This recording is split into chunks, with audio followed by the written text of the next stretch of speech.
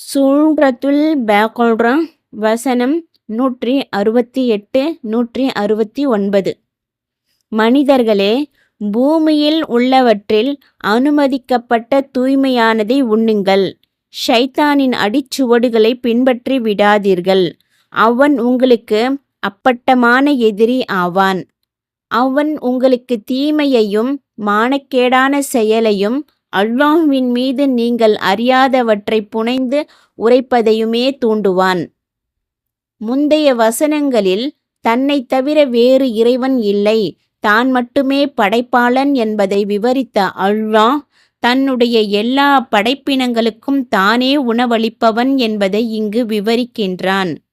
பூமியில் உள்ளவற்றில் அல்லாஹ்வால் அனுமதிக்கப்பட்ட உடலுக்கும் அறிவுக்கும் கேடு விளைவிக்காத தூய்மையான பொருளை உட்கொள்ள தன் படைப்பினங்களுக்கு அனுமதி வழங்கியதை ஓர் அருட்கொடையாக அல்லாஹ் இங்கு எடுத்துரைக்கின்றான். ஷைத்தானின் அடிச்சுவடிகளை பின்பற்றக்கூடாதென அவர்களுக்கு தடை விதிக்கின்றான். ஷைத்தானின் அடிச்சுவடிகள் என்பது அவன் வழி தவறச் செய்யும் பாதைகளையும் நடைமுறைகளையும் குறிக்கும். அறியாமை காலத்தில் மக்களுக்கு ஷைத்தான் அலங்கரித்து காட்டியிருந்த பஹீரா, சாயிபா, வசீலா உள்ளிட்ட கால்நடைகளும் அவற்றில் அடங்கும்.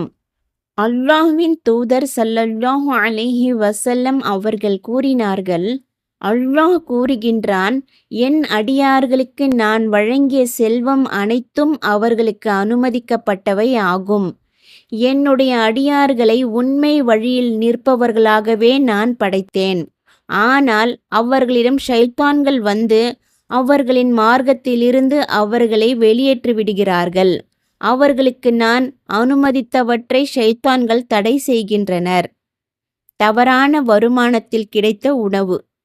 இப்னு அப்பாஸ் ரதியல்லாஹு அன்ஹு அவர்கள் கூறியதாவது, ஒருமுறை நபி ஸல்லல்லாஹு அலைஹி வஸல்லம் அவர்களிடம் மேற்கண்ட வசனம் ஓதி காட்டப்பட்டது.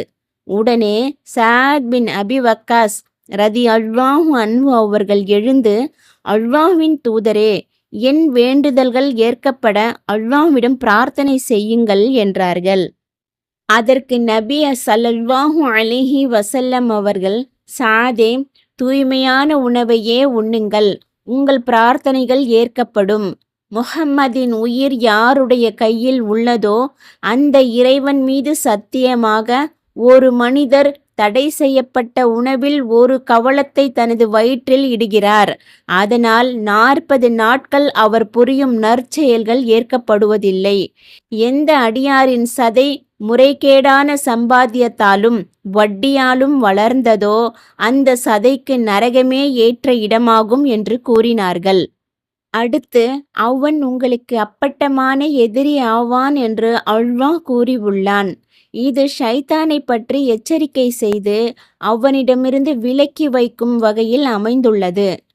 வேறு வகையில் அல்லாஹ் கூறுகின்றான், ஷைத்தான் உங்களுக்கு எதிரி ஆவான், அவனை எதிரியாகவே கருதுங்கள். நீங்கள் என்னை விட்டுவிட்டு ஷைத்தானாகிய அவனையும் அவனுடைய சந்ததியையும் பொறுப்பாளர்களாக ஆக்கிக் கொள்கிறீர்களா? அவர்கள் உங்களுக்கு எதிரிகள் ஆவார். அநீதி இழைத்தோருக்கு இது கெட்ட மாற்று ஆகும். ஷைத்தானின் அடிச்சுவடுகள்.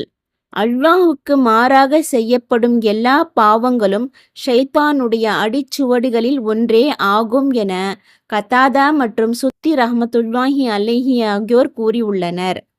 மஸ்ரூக் ரஹ்மத்துல்லாஹி அலைஹி அவர்கள் கூறியதாவது, ஒருமுறை அப்துல்லா பின் மஸ்ஊத் ரதியல்லாஹு அன்ஹு அவர்களிடம் உப்பும் பால்மடி இறைச்சியும் கொண்டு வரப்பட்டது. அதை அவர்கள் உண்ண ஆரம்பித்தார்கள். அப்பொழுது அங்கிருந்த கூட்டத்தாரில் ஒருவர் ஒதுங்கி நின்றார். உங்களின் அந்த சகோதரருக்கு இதை பரிமாறுங்கள் என்று இப்னு மஸ்ஊத் ரதியல்லாஹு அன்ஹு அவர்கள் கூறினார்கள். உடனே அவர், அது எனக்கு தேவையில்லை என்றார். அப்பொழுது, நீர் நோன்பாளியா என்று கேட்டார்கள். அதற்கு அவர் இல்லை என்றார். அப்படியானால் உமக்கென்ன, ஏன் சாப்பிட மறுக்கிறீர் என்று இப்னு அப்பாஸ் ரதியல்லாஹு அன்ஹு அவர்கள் கேட்டார்கள். அதற்கு அவர், ஒருபோதும் நான் பால்மடியை சாப்பிடுவதில்லை என எனக்கு நானே தடை விதித்து சத்திய பிரமாணம் எடுத்துக்கொண்டேன் என்றார். அப்பொழுது இது ஷைத்தானின் அடிச்சுவடிகளில் ஒன்றாகும். எனவே நீர் இதை சாப்பிட்டு சத்தியத்தை முறித்துவிட்டு உமது சத்திய முறிவுக்காக பரிகாரம் செய்வீராக என்றார்கள். இப்னு அப்பாஸ் ரதியல்லாஹு அன்ஹு அவர்கள் கூறியதாவது, கோபத்தின் போது செய்யப்படும் நேர்த்திக்கடனும் சத்தியமும் ஷைத்தானின் அடிச்சுவடுகளில் ஒன்றாகும். சத்திய முறிவுக்கான பரிகாரமே இதற்கு பரிகாரமாகும். அடுத்த வசனத்தில் அவன் உங்களுக்கு தீமையையும் மானக்கேடான செயலையும் அல்லாஹ்வின் மீது நீங்கள் அறியாதவற்றையும் புனைந்துரைப்பதுமையே தூண்டுவான் என்று அல்லாஹ் கூறியுள்ளான். அதாவது உங்களின் எதிரியான ஷைத்தான் தீய செயல்களை செய்யுமாறே உங்களை ஏவுவான். அவற்றில் மிக மோசமான செயல் விபச்சாரம் போன்ற வெட்கக்கேடான செயலாகும். அதையும் விட மோசமான செயல் யாதெனில் தெரியாதவற்றையெல்லாம் அல்லாஹ்வின் மீது கற்பனை செய்து கூறுவதுதான். இதில் அனைத்து இறை மறுப்பாளர்களும் மார்க்கத்தில் நவீன அனுஷ்டானங்களை புகுத்துவோரும் அடங்குவர்.